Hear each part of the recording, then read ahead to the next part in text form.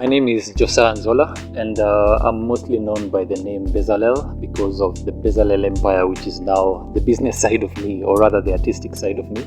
I consider myself to be a craftsman and a designer, and part of majorly what I do is design furniture, design across the board, fashion, name it, whatever it is. But I've capitalized mainly on furniture works, which now comes into the interior space. So basically that's what I do and who I am.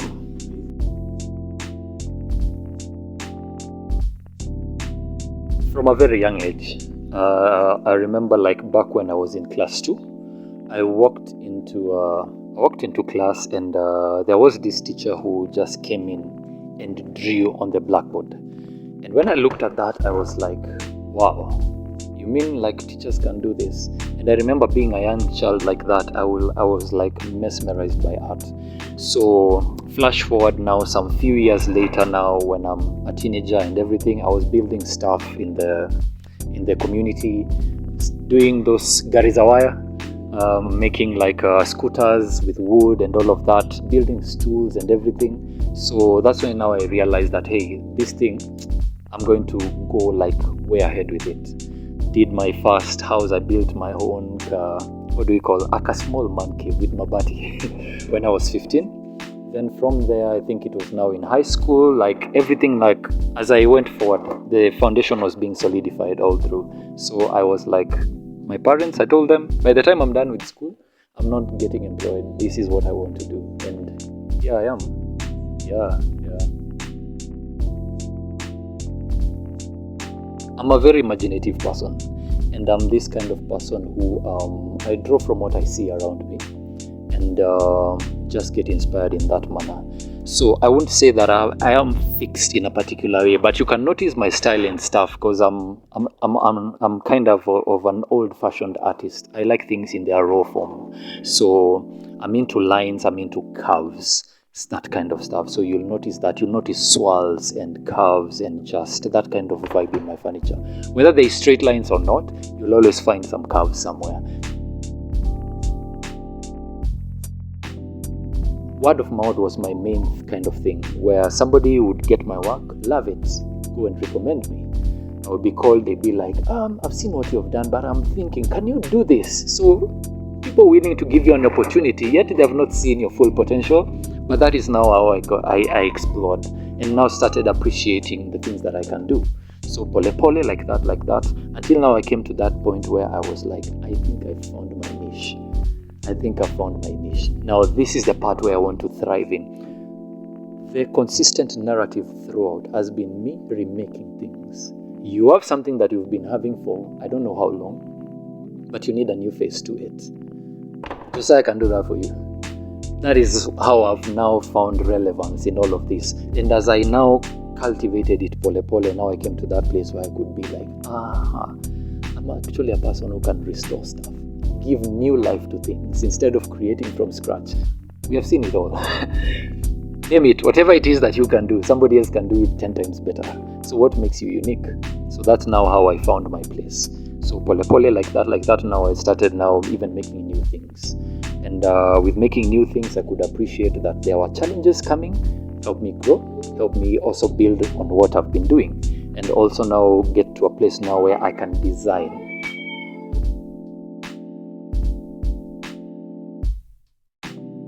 I never liked showing my face as much as far as my work is concerned. I was kind of timid and being like, no, I don't think I'm ready to show myself to the world. But slowly as I posted my work and just share what it is that I'm making, it helped me even grow confidence of what it is that I'm doing, because I realized I'm not confident about my work. I'm so geared on being perfect because I'm kind of that's something that I'm winning myself off. Yeah, exactly. Yeah. So that perfectionism, and I actually understood that, hey, by the way, we are not all perfect. We grow. And if I don't get your view, I don't get somebody else's view, get their opinions and everything, I will only remain in my world. I won't really know much. So I just decided, let me just post it. It's been inconsistent, but let me just post. I do a video here, photos over there, something. just put them together. And by the end of it all, now I saw, just looking at my own profile, I was like, wow, there's something happening. There's a story that I'm telling. So now it was infused in me. I have a story to tell to the world. So now I became deliberate about it. Well, life is balanced. We have both sides of it. The best side of it has been like interacting with creatives, being in the same space, creating together, has helped sharpen my mind. I've gotten to appreciate perspectives for what they are, because we are all uniquely built, we are all uniquely designed, I believe, by our creator, and we find ourselves in a space whereby each of us has a unique expression. So where we stand, I can't come and say this is the thing that happens, or rather this is the way to do things. I will appreciate your part, and that is how I have grown.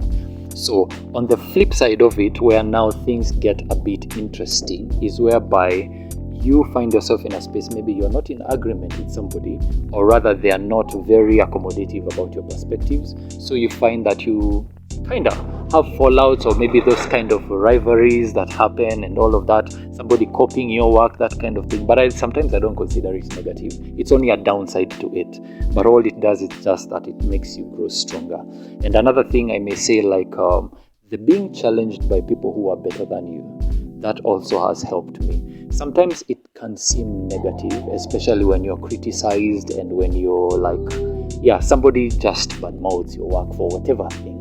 But it's simply because their perspective is different from yours. So if you're able to draw from that, I've been able to draw from that and be at a place where I can remain neutral and be like, appreciate that we all have different opinions and perspectives. So that has actually, the both positive and negative, have contributed to my growth so far.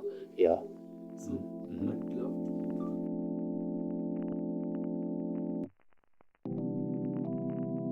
Being at the peak of creativity, being at I think everything spins out from what is inside you.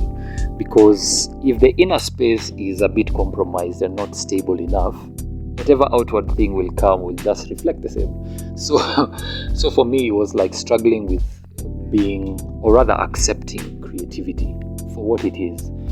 The humble beginnings, accept them for what they are, and grow up.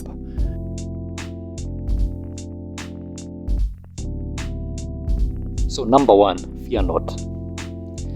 Risk taking is part of life. If you don't take a risk, you won't know anything. Because first of all, even for you to do that piece, you've already taken a risk. Why? You are attempting to dissect yourself and bring yourself out. And you actually lay it out before you become your first critic. If you are afraid of doing something, you'll never do anything. Because once you see what you have done, then you are able to make the necessary adjustments. So if you're not willing to step out and just forsake whatever it is that is in your mind that tells you cannot do this, if you can't take that first step, then there is nowhere that you're going. So that is challenge. That is number one. Dude, don't forget who you are. Keep at it. You will encounter obstacles, you will encounter challenges, but this will just make you a better version of you. They will make you better. Keep going, keep going. Nobody else is going to do it for you.